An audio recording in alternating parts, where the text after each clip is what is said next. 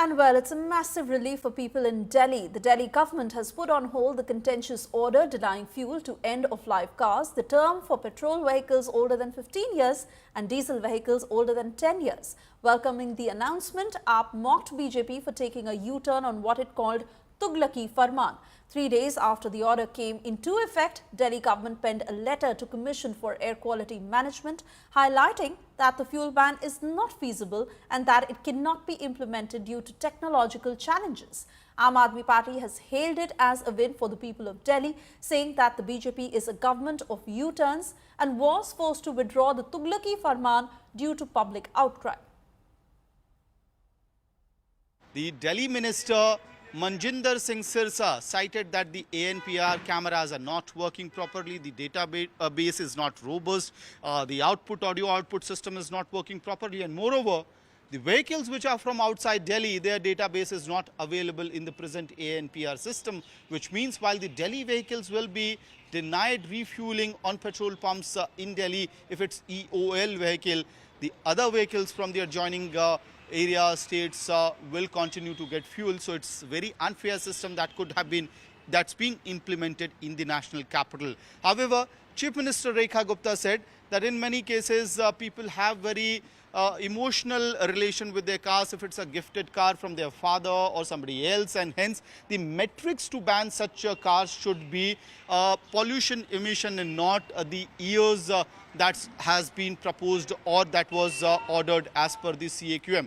However, Aam Aadmi Party is saying that this Tughlaki Farman, quote unquote, or the illogical order that was passed by the Delhi government has been now withdrawn under the pressure of Aam Aadmi Party and people of Delhi. And they had earlier accused that this was being done at the behest of the automobile industry. On the other side, the confusion for the petrol pump employees like this one continue because the CAQM is yet to issue an official new order in regards to the end-of-life vehicles. With video journalist Manish Bidhuri, this is Amit Bhardwaj reporting for India Today from Delhi. Confusion किस वजह से हो रही है अभी, क्योंकि order की copy नहीं आई है या आप लोगों ने सिर्फ खबर में सुना है इस वजह से? केवल सर हमें पर मैसेज ही आया हुआ है, बाद में कोई ऑर्डर नहीं आया हुआ है हमारे पास। तो हमें ये इंस्ट्रक्शन दिया गया है कि आपने लूज पेट्रोल फिलहाल अभी तक कुछ नहीं देना है। लूज पेट्रोल देने पे मनाही है। ये जो नोटिस लगा हुआ है आपके पेट्रोल पंप पे वो कब हटेगा, इसको लेके कोई तस्वीर साफ हुई?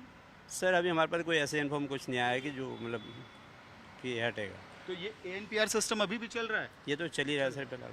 अब सुबह से ऐसी कोई गाड़ी आई नहीं? अभी तो कोई ऐसी गाड़ी आई नहीं है। और बाकी ये है ना, जैसे उन्होंने ये जो हुटर लगाने वाले जो मशीन लगा रहे थे वो बता रहे थे कि ये प्रोग्राम होल्ड हुआ है, मतलब पूरी तरह डिक्लाइन नहीं हुआ है, होल्ड हुआ है। हमने बोला दिन भर, क्योंकि कल ही स्पीकर लगे हुए हैं।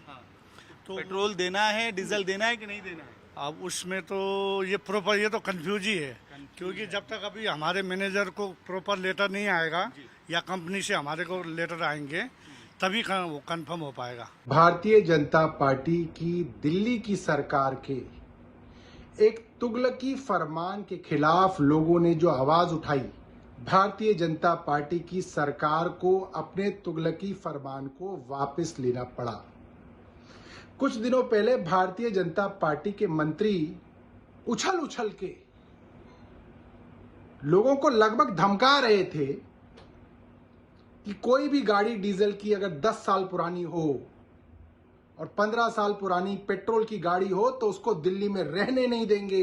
तुगलकी फैसले का फायदा सिर्फ और सिर्फ बड़े बड़े धन्ना सेठों को होने वाला था। इस स्कीम को लागू करने से पहले इस व्यवस्था का कोई ट्रायल रन नहीं हुआ था। बहुत सारे टेक्निकल ग्लिचेस थे जिसकी वजह से ग्राहकों को, पेट्रोल पंप डीलर्स को, सबको बहुत परेशानी हो रही थी इस ऑर्डर को इम्प्लीमेंट करने में। साथ ही साथ जो NCR में एक साथ लागू करने की हमने रिक्वेस्ट करी थी, क्योंकि अगर प्रदूषण की समस्या से हमको सामना करना है तो दिल्ली और पड़ोसी राज्यों को मिलकर करना पड़ेगा। अकेले दिल्ली में कोई भी व्यवस्था लागू करके हम उसको कंट्रोल नहीं कर सकते। वो भी मंत्री जी के पत्र में लिखा है कि जब तक NCR के राज्यों में भी इस व्यवस्था को लागू नहीं किया जाएगा तब तक ये सक्सेस नहीं हो सकती। ऑटोमेटेड टेस्ट स्टेशंस की बात की गई थी। जितने भी सेफ्टी पैरामीटर्स हैं वो चेक करने के बाद में उसको रिन्यूअल ऑफ फिटनेस दे दी जाती है।